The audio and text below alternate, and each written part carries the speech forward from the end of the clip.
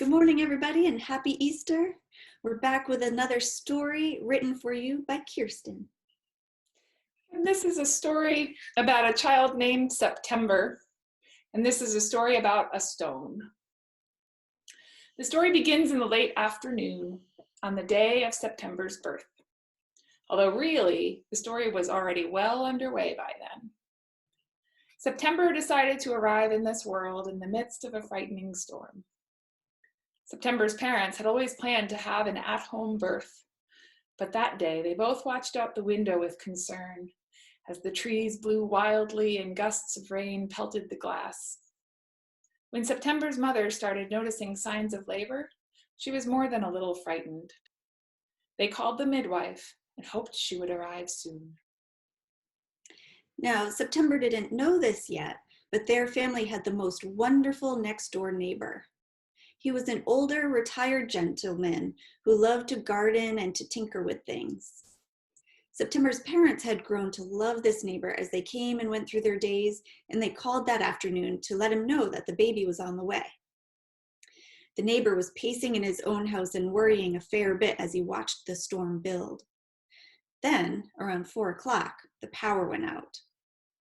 The neighbor quickly moved around his house, gathering candles and flashlights into a box, and he headed across the lawn to September's house. As he arrived at the door, he saw, tucked beneath the leaves of a plant, a smooth stone. He bent and he picked up the stone, and he carried it inside, announcing himself as he arrived.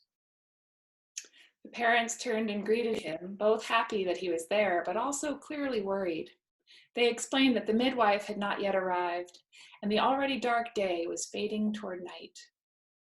The neighbor put down his box of lights and walked to the parents with the stone that he found. "Hold this," he said. "Tell it about your worries. Tell it about everything that you're excited for, too. Feel how it holds the heat of your hands. Notice that it can withstand even the tightest squeeze." Then he went about setting up candles and lanterns throughout the room. Slowly, the room began to glow. The neighbor watched the faces of these young parents as they held the stone and whispered to one another.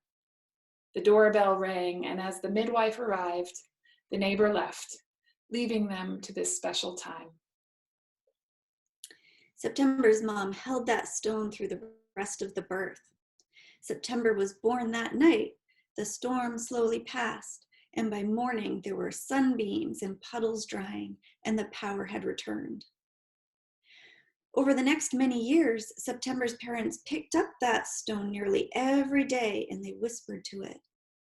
They would squeeze it when they were feeling mad and tell it about all the wonderful things that happened in their days.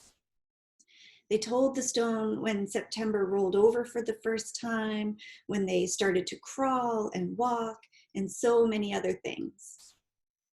September, in the meantime, quickly discovered that they lived next door to the most wonderful neighbor. As soon as September could walk on their own, the neighbor's yard was a favorite destination. They would help in the garden and help to tinker with things. September and the neighbor became the closest of friends. One day, as September was eating breakfast, the phone rang. Their mother answered, and her face looked sad. When she hung up, she shared with September that their neighbor wasn't feeling well. September would have to stay away for a little while, and this news made them worry. The parents called for September to come into the living room. They picked up the stone and told September the story of the day the neighbor brought it into the house. As they held it in their hands, the parents remembered so many things that they had told the stone over the years, and they shared those stories with September. Then they handed the stone to September and invited their child to tell the stone about all the worries and all the things for which they were grateful. September told the stone that the neighbor was sick and that they were worried and sad not to be able to visit. The stone warmed in their hands, and they felt a lot better. The stone hadn't taken away the worry and sadness, but somehow the stone now held some of the weight for September, and it all just felt a little bit lighter. A few days later, September was back in the window whispering to the stone and saw the neighbor come out into his yard. Holding the stone, September could almost hear the story of the first time they'd walked across the lawn to visit this dear friend. The stone seemed to whisper memories of gardening together, laughing and tinkering and running about.